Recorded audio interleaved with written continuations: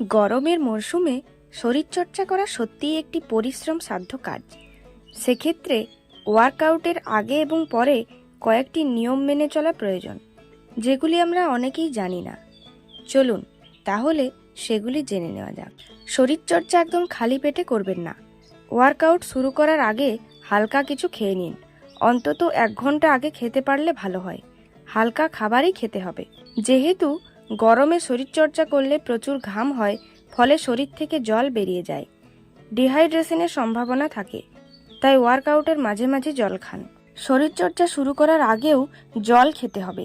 Workout শুরু করার অন্তত 30 মিনিট আগে জল খেয়ে নিন। তারপর মাঝে মাঝে বিরতি নিয়ে জল খান।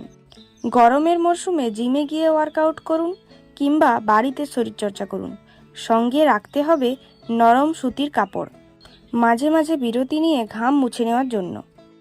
নিজের শারীরিক ক্ষমতার বাইরে গিয়ে শরীরকে কষ্ট দিয়ে ওয়ার্কআউট করা একেবারেই উচিত নয়।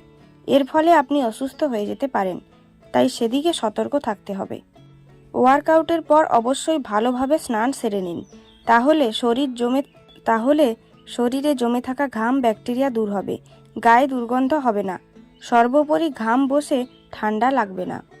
যারা প্রথম শরীরচর্চা শুরু করছেন কিংবা হয়তো কয়েকদিন হলো জিমে গিয়ে ওয়ার্কআউট করছেন, তারা কোনোভাবেই ট্রেনারের পরামর্শ ছাড়া শারীরিক কসরত করবেন না। গরমের মরশুমে শরীর থেকে ঘামের মাধ্যমে জল বেরিয়ে গেলে ডিহাইড্রেশনের প্রবণতা থাকে।